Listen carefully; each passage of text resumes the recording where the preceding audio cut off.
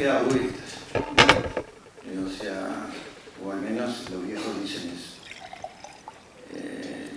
Yo hice un largo camino para llegar a este taller, que es más o menos circular, ¿no? O sea, me tocó, en determinado momento yo salí del exilio y bueno, viví fuera del país, pasé por muchos escenarios, es decir, países y situaciones, y fui forjando herramientas de la sobrevivencia y otras que venían conmigo, como es todo el tema de la literatura y el trabajo, no sobre, aunque hice la academia, no sobre la academia, sino sobre lo que es la creatividad, lo que es la posibilidad de la gente de crear cosas y la posibilidad de impulsar eso como un elemento central, que es un simple ejercicio de la docencia, solo que en una dirección que es la que uno le da la gana, o sea, que no está registrada, no es institucionalizada.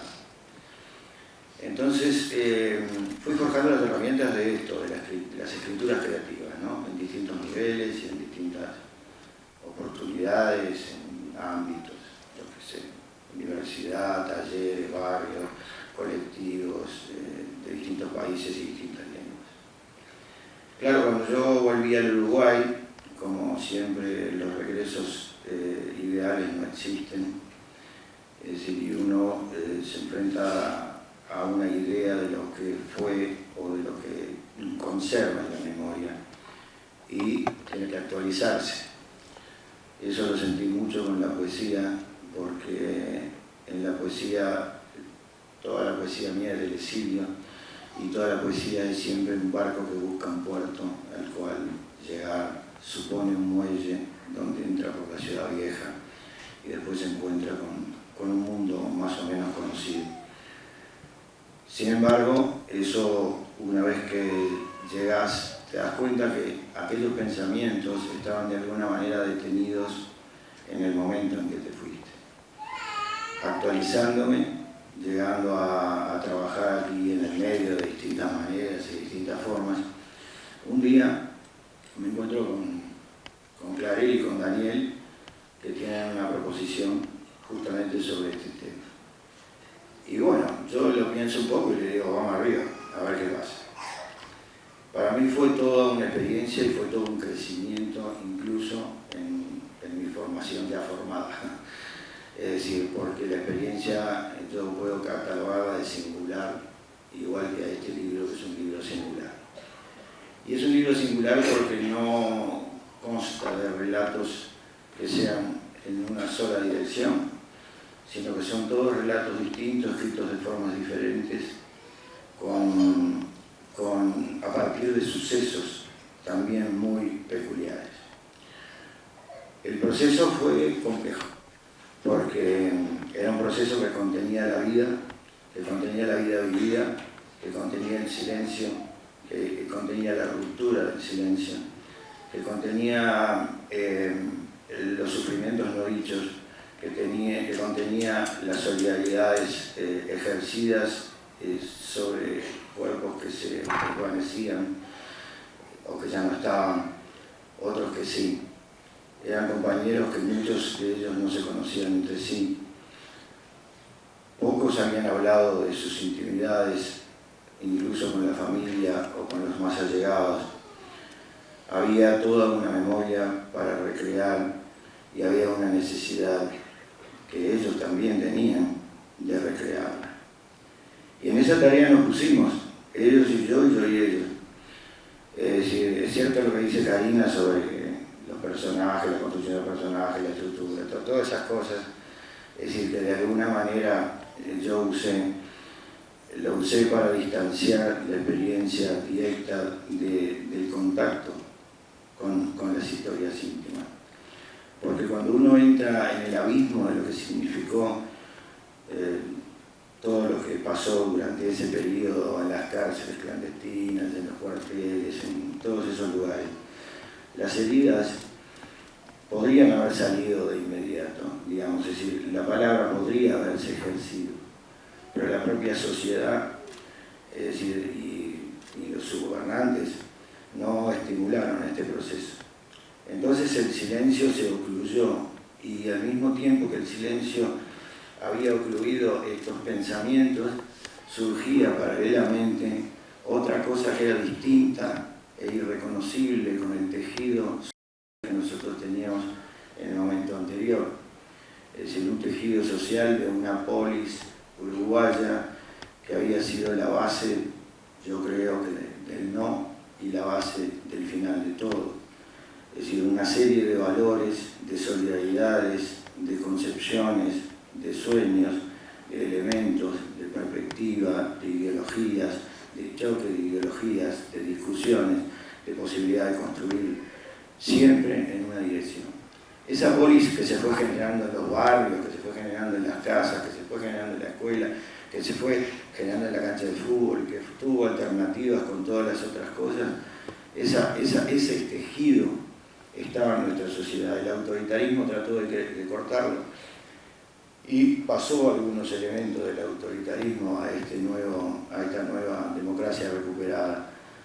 Lo mismo que entraron otros elementos como los elementos del consumo, de la celaturia, de toda esta cosa que de alguna manera apunta a que sos lo que tenés, etcétera, etcétera.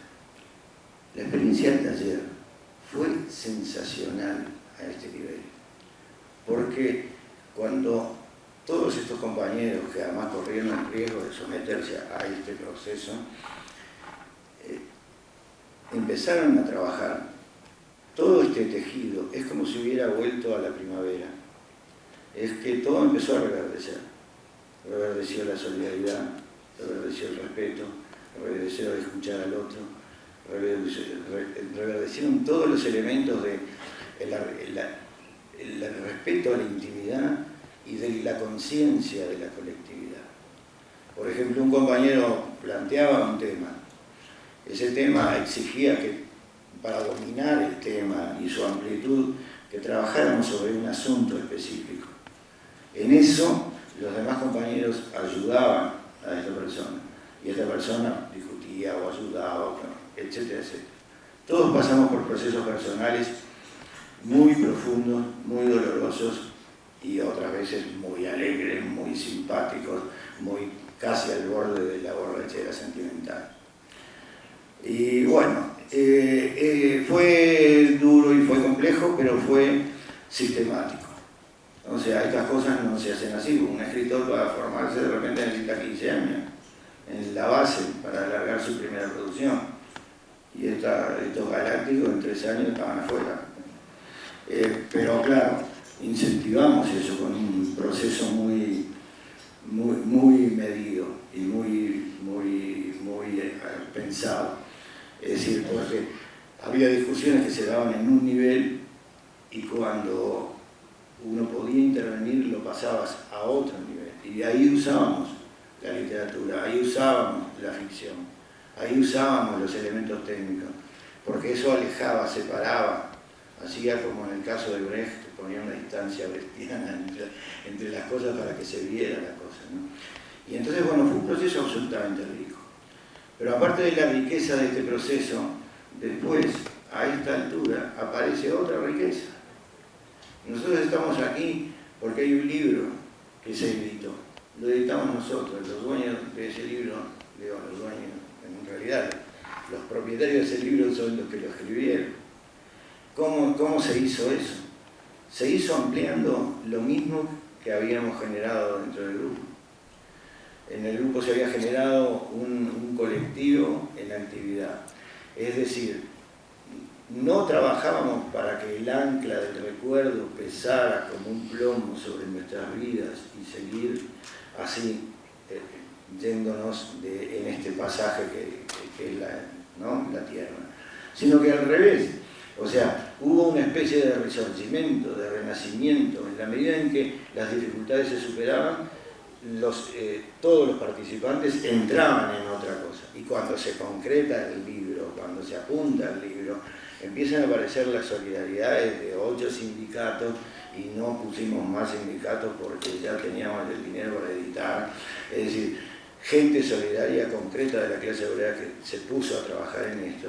Es decir, la gente de FESUR que tienen una visión sobre una serie de cosas de los derechos humanos y inmediatamente se pusieron a la orden, etcétera, etcétera. Palley, un artista plástico uruguayo que vive en México y que está en México porque no estaba en el taller, es decir, porque un compañero de acá no sé qué hizo para que él se pudiera ir para otro lado. Es decir, entonces todas estas cosas constituyen un juego infinito de intimidades. Nosotros nos hemos convertido casi en una familia, es decir, en alguna medida. Y estamos todos mirando hacia otro día, al que va a venir. Estamos mirando a lo que vamos a hacer. Estamos mirando a la Feria del Libro ahora, estamos mirando a presentaciones en otros lugares del interior, estamos mirando a cuántos compañeros hay por ahí que puedan sumarse a una tarea similar. Es decir, porque el arte es un crisol donde se pueden juntar estas cosas. En la pintura, en la escultura, en la danza, en el teatro, en el cine, en el audiovisual, el documental, la fotografía, en todo lo que queramos. Es decir, que son formas que permiten entrar desde un ámbito cultural que a veces el simple combate militante no lo cubre. Es decir, no lo cubre. Entonces, cuanto más expansiva sea nuestra visión, cuanto más expansiva sea nuestra labor, creo que más vamos a estar construyendo y reconstruyendo ese tejido que se pretendió romper y que hay que defender. Muchas gracias.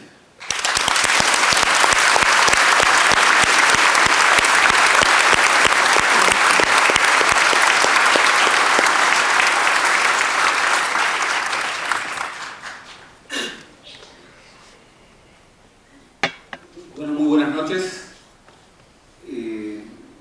En primer lugar, quiero agradecer a los autores de este libro por su coraje, por su solidaridad, por animarse. Yo creo que en este libro se perfila uno de los conflictos fundamentales por los que atraviesa cualquier vida. Es un conflicto cósmico. Hay quienes señalan que los pasados dolorosos y traumáticos hay que esconderlos, hay que guardarlos, hay que olvidarlos, hay que dejarlos en la hoja de atrás.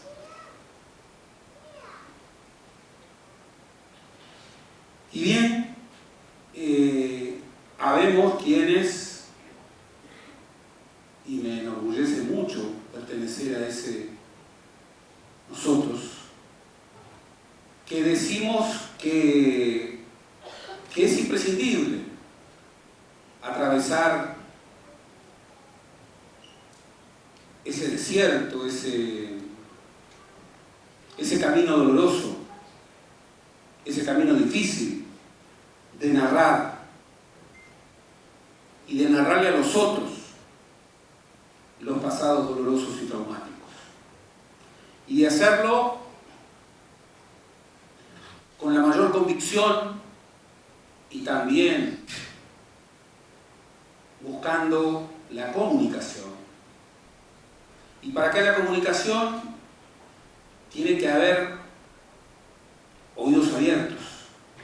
Muchas veces las palabras quedan guardadas porque no hay quien quiera escucharlas.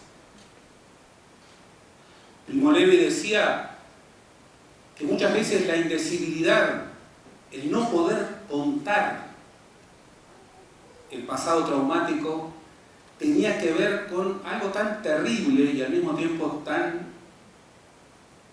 sencillo como que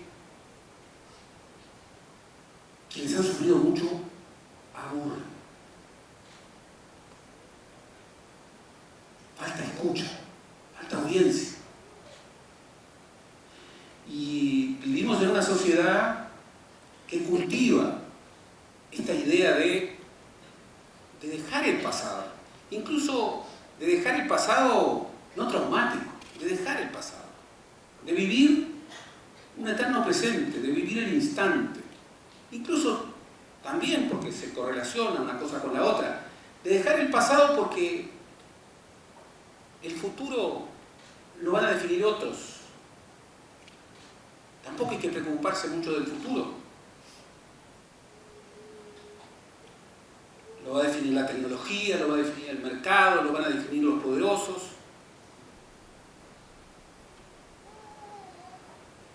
Y bien, allí hay una opción, y es un conflicto fundamental.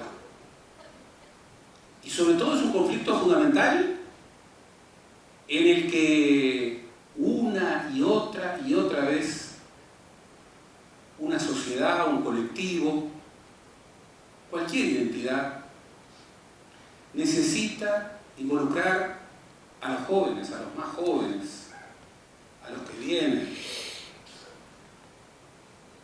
a los que no vivieron eso.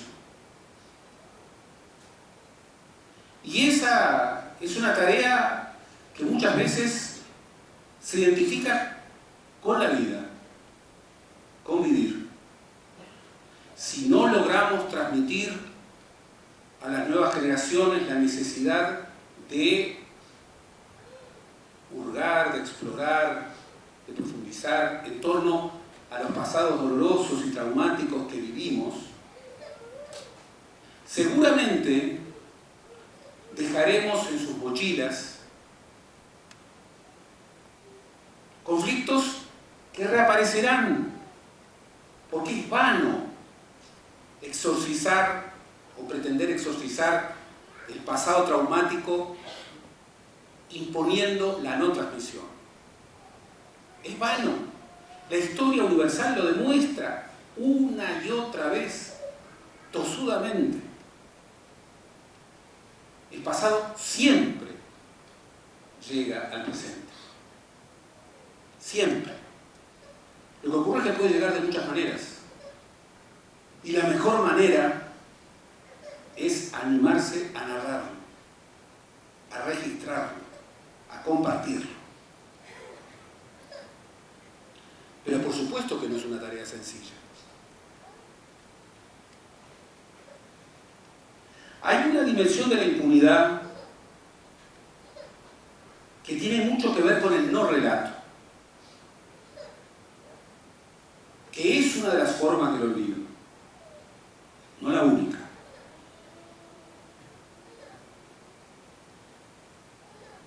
Hay que tener mucho coraje y hay que creer mucho en la vida y hay que tener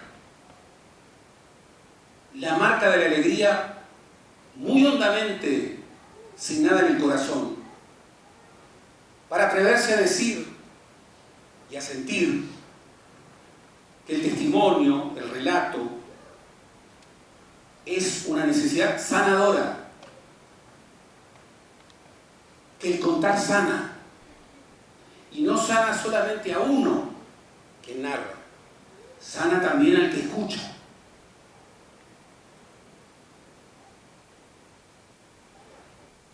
Esa necesidad sanadora, entre otras cosas, tiene que ver con que el sentido radical del futuro, de un futuro deseable, que ese es el futuro que importa. ¿Para qué debatir sobre un futuro en el que no veamos felices a nuestros hijos y a nuestros nietos? ¿Cómo prescindir de la batalla por hacer un futuro mejor, más justo, con más libertad, en donde no haya más terrorismo de Estado, en donde no haya más dictadura?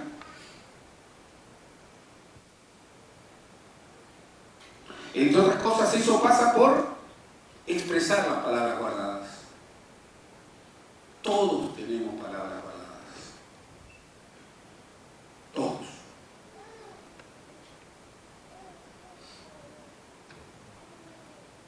Y hay una dimensión personal.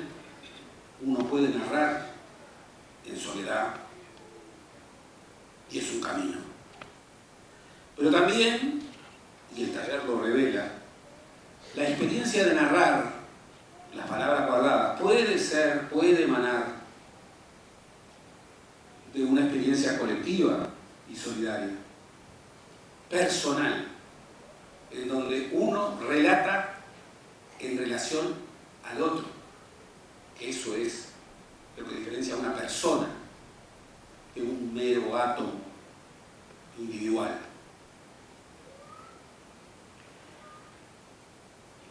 No hay historia ni memoria sin narradores. Para que haya relato, tiene que haber quienes se animen a relatar.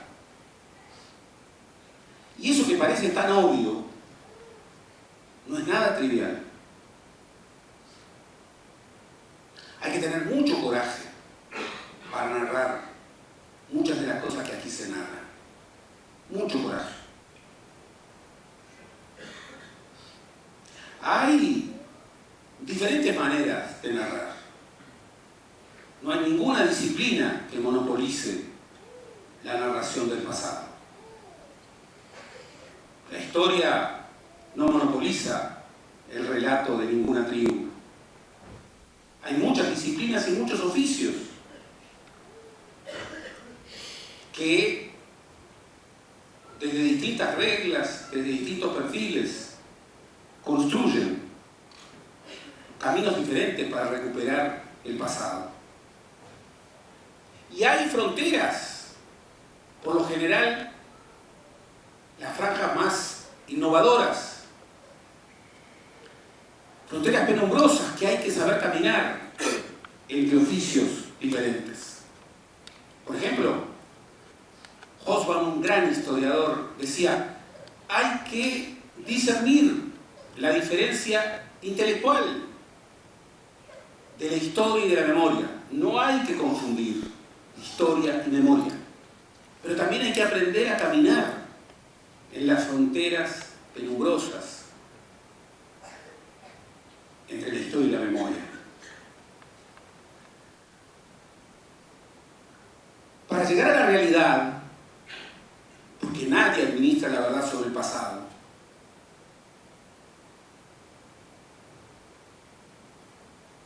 hay que reflexionar sobre los límites y los alcances de la ficción y de la realidad.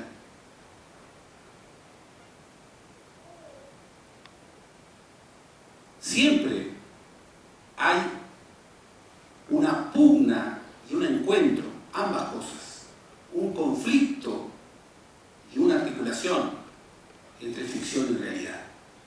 Yo, para interrogar al pasado y a sus documentos, si no tengo imaginación, no llego a nada, por más que tenga todos los documentos. La imaginación es una de las principales virtudes de un buen historiador. Y para llegar a interrogar a lo que fue, hay que recuperar la contingencia fundamental de la vida, de cualquier proceso, que entre otras cosas nos lleva justamente a advertir con mucha exigencia que las historias, como las palabras, como los documentos, como los testimonios, se pierden, y a veces para siempre.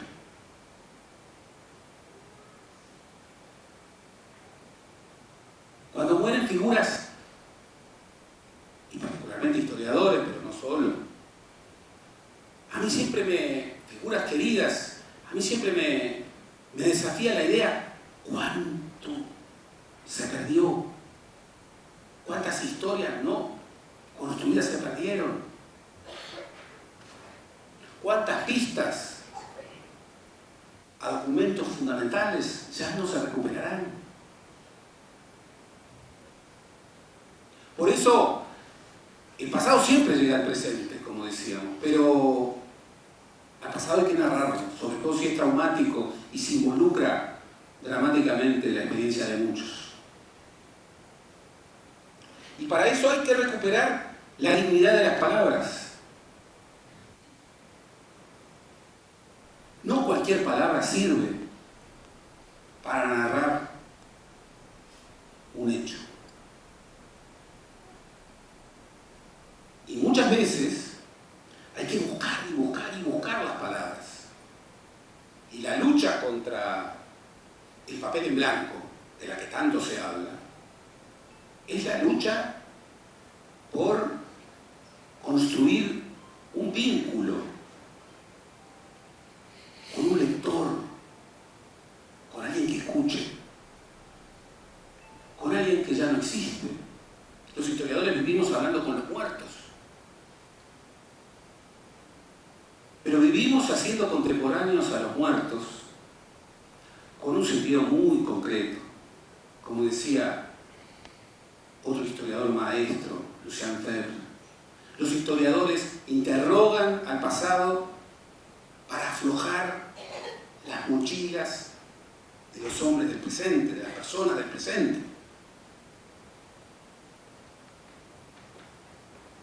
Y hay una dimensión intransferible de la solidaridad y de la justicia que anida en recuperar la dignidad de las palabras, en narrar episodios dramáticos y en recuperar incluso la importancia de los nombres,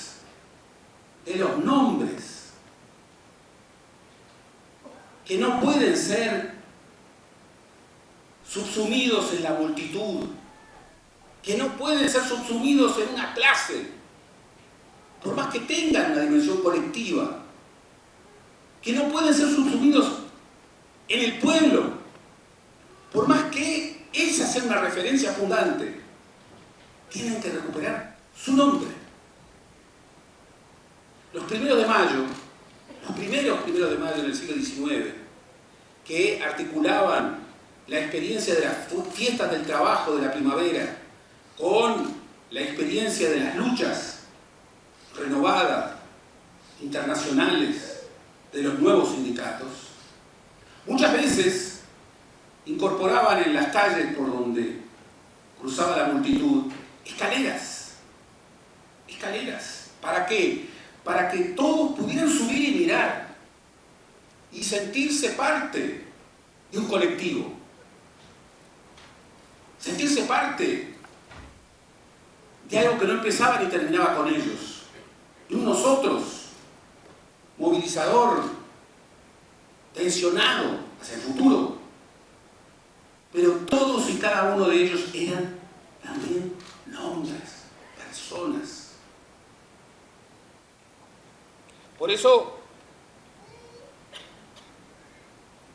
el coraje de atreverse con el pasado es una vía clave, absolutamente clave, para esa lucha de siempre, pero que hoy particularmente está atravesando un momento sustantivo, esa lucha de siempre, que es radical, por la verdad, por la justicia, por la memoria, por la reparación, que es la lucha por una sociedad mejor. Entre estas palabras guardadas que hoy toman dimensión pública, hay un telón de fondo que es la dictadura, pero no cualquier momento de la dictadura, su peor momento. La Operación Morgan, el infierno chico, el infierno grande de los 300 Carlos, el infierno grande. Refieren la cacería contra el Partido Comunista. Refieren el peor momento de la dictadura, el pico del terrorismo de Estado.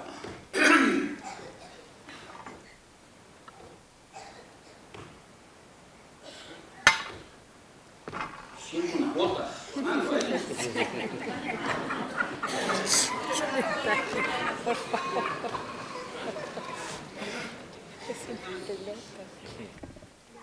Recuerdos del pasado.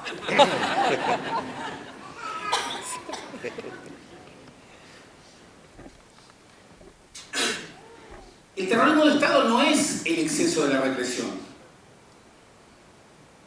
un proyecto político e ideológico, con objetivos muy claros y muy precisos, que es la demolición de los opositores. El terrorismo de Estado buscaba que esto nunca hubiera existido. Que esto exista es una señal de la derrota, que nunca es de una vez y para siempre, pero que tiene instancias fundamentales de la derrota de ese proyecto.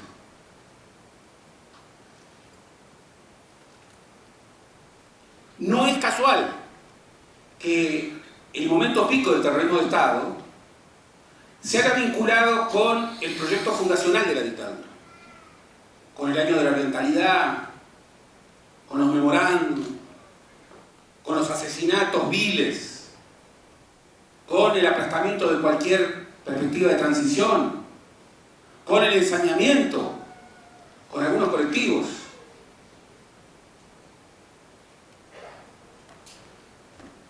El pico de un proyecto ideológico, que era el terrorismo de Estado, se articulaba con la fundación de un futuro distinto que quería la dictadura.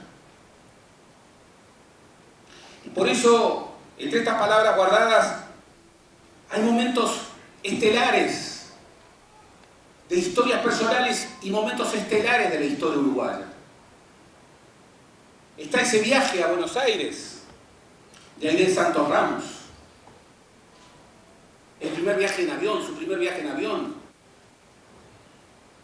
de una niña, con todo lo que tiene de tensión de búsqueda, cualquier viaje, sobre todo un primer viaje, cargado de tragedia. Está el encuentro de Ana María Olivera, Rey, con un torturador,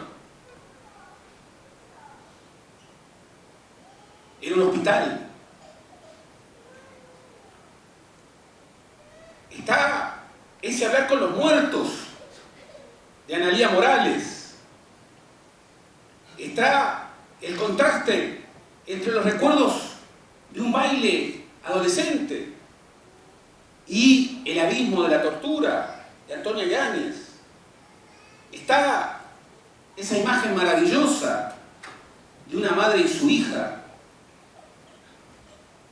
en Aurora Rey, intercalado también con ese momento siniestro que al mismo tiempo cargado de solidaridad, de alguien que sabe que va a ser torturado y que se apronta al desafío de cómo eludir. Está ese diálogo esclarecedor de Juan Carlos La Mancha, ese diálogo esclarecedor y necesario con Marcos, que define una de las victorias más grandes que los familiares y que las víctimas han tenido contra los dictadores. No hubo ni una venganza privada. Ni una venganza privada. Y vaya que eso estaba en los sentimientos. Ni una venganza privada. Está Sharman Furman, que inscribe su peripecia en tres Rebecas que pueden referir una larga historia ancestral de persecución. Con el relato del impacto de la libertad, que nunca fue fácil, que no ha sido fácil para nadie. Y la pregunta crucial de Becky: ¿por qué mataban a algunos y a otros no?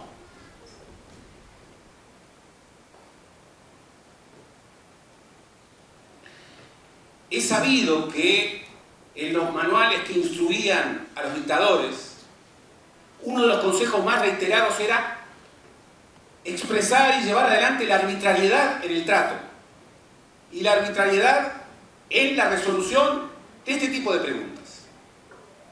Y entonces se sabe muy claramente que en la ESMA, por ejemplo, un campo de concentración establecido en un casino de oficiales, donde convivían los torturadores y sus familias con los torturados, y donde llegaba a haber la locura inédita de celebraciones eucarísticas, en donde se asociaban víctimas y victimarios.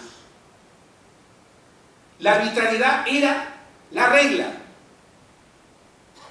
justamente para enloquecer a las víctimas.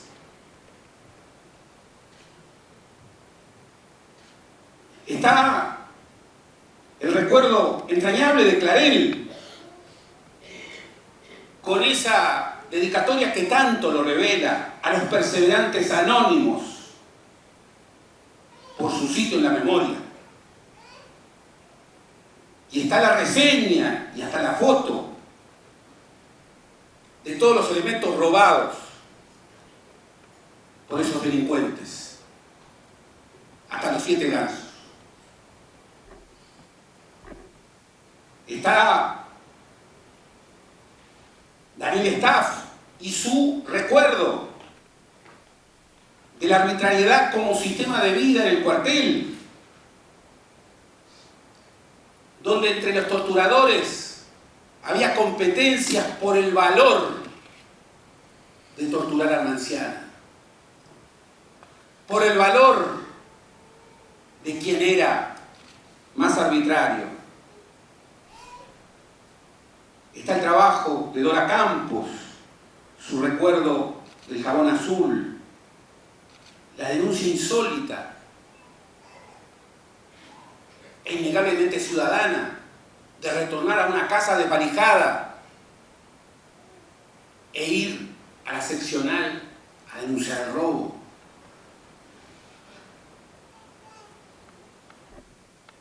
Está el texto de Karina, la fragilidad del presente, el recuerdo siniestro para un niño de un secuestro, el registro entre las cartas, de una carta de un ciudadano uruguayo interpelando a su presidente y recibiendo respuesta. No la respuesta de un secretario, la respuesta del presidente.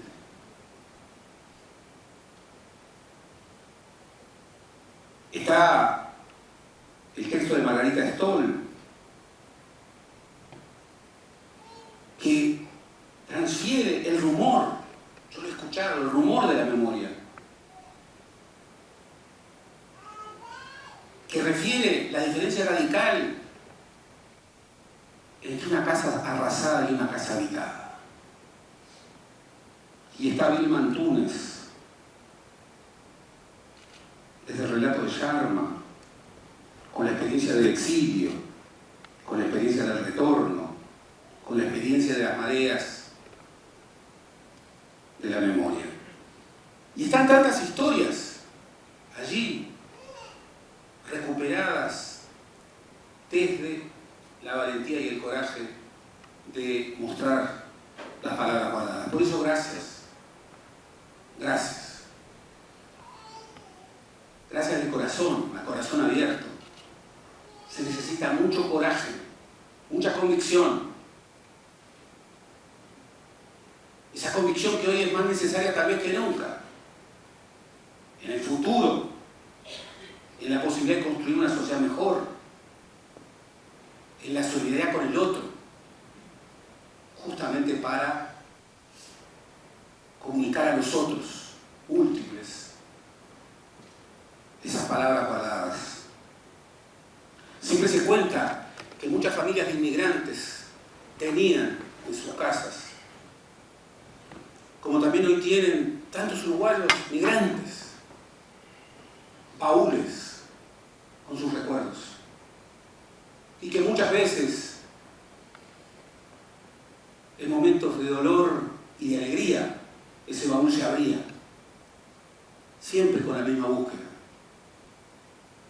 Recuperar la brújula de las palabras guardadas, para que la vida venza la muerte, que la memoria venza al olvido,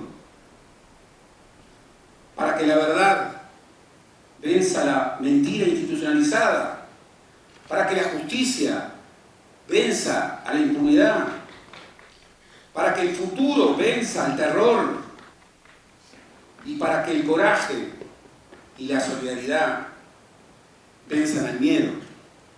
Porque el asunto de las palabras guardadas es ese, simplemente y radicalmente